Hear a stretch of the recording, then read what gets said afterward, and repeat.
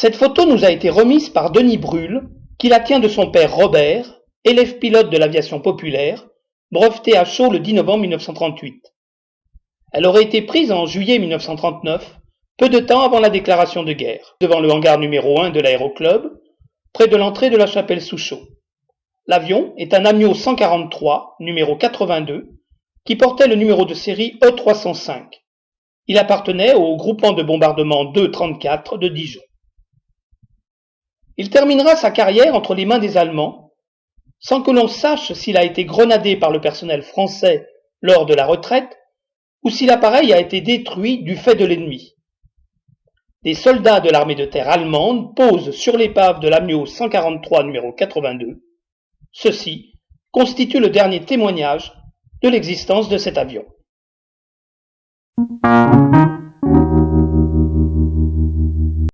Nous vous proposons de découvrir ce qu'était l'Amiot 143. Pour cela, quelques mots sur le géniteur des avions Amiot. Né le 17 octobre 1894 dans une famille relativement aisée, Félix Amiot passe son enfance à Cherbourg, où il contracte une passion précoce pour la mécanique en général et l'aviation en particulier.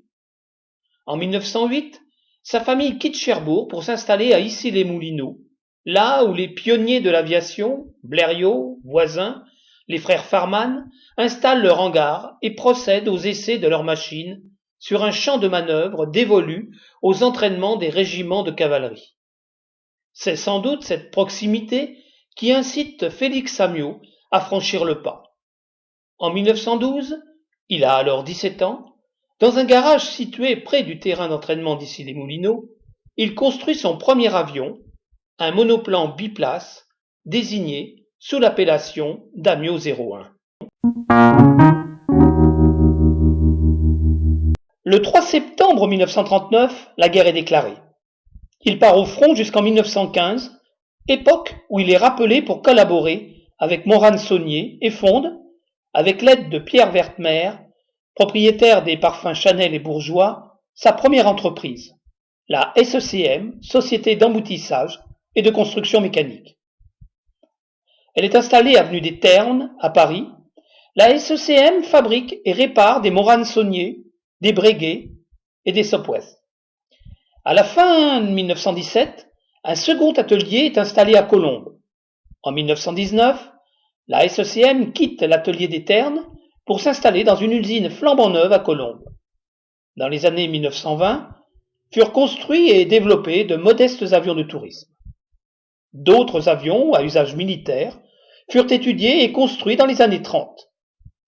Ils battent quelques records importants. En 1929, le gouvernement forme la SGA, Société Générale d'Aéronautique, en fusionnant plusieurs avionneurs autour de Lorraine Dietrich.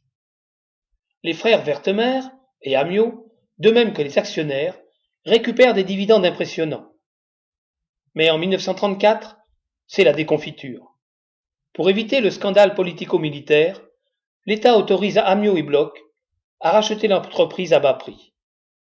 Amiot et les frères Werthmer la rachètent pour une bouchée de pain. C'est dans ce contexte, début août 1934, que l'Amiot 143 effectue son premier vol. Quelques mois plus tard, il fit l'objet d'une commande de 113 exemplaires, devant tous être livrés avant la fin de l'année 1935. Mais les premiers exemplaires de série sont pris en compte par l'armée de l'air avec un retard d'1 an.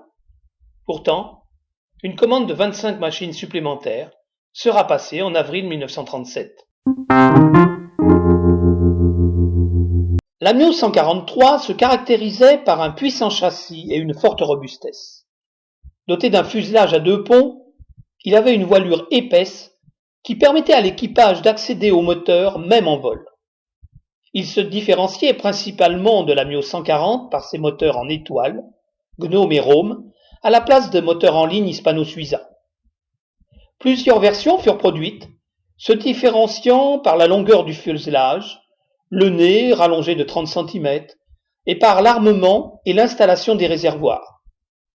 La charge de bombes était partagée entre une soute de fuselage et 4 lance-bombes sous les ailes.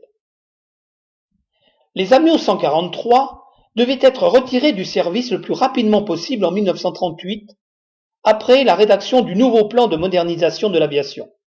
Mais, en septembre 1939, 4 escadres de bombardement de l'armée de l'air étaient encore équipés d'Amiot 143, considérés comme des avions obsolètes pour l'époque.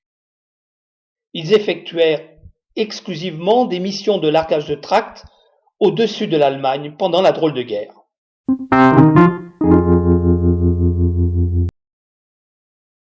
Lors de la déclaration de guerre, 126 Amiot 143 étaient encore en service, dont 91 au sein d'unités opérationnelles.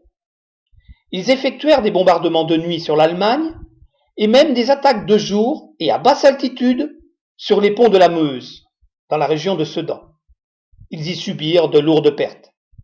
À l'armistice, il en restait plus de 70 exemplaires en zone libre et en Afrique du Nord, et ils participèrent au pont aérien pendant la campagne de Syrie en juin 1941. Ils furent ensuite utilisés comme avions de transport au profit des Alliés en Afrique du Nord, et les derniers exemplaires furent retirés du service en février 1944. En tout, 138 exemplaires furent construits de 1935 à 1938.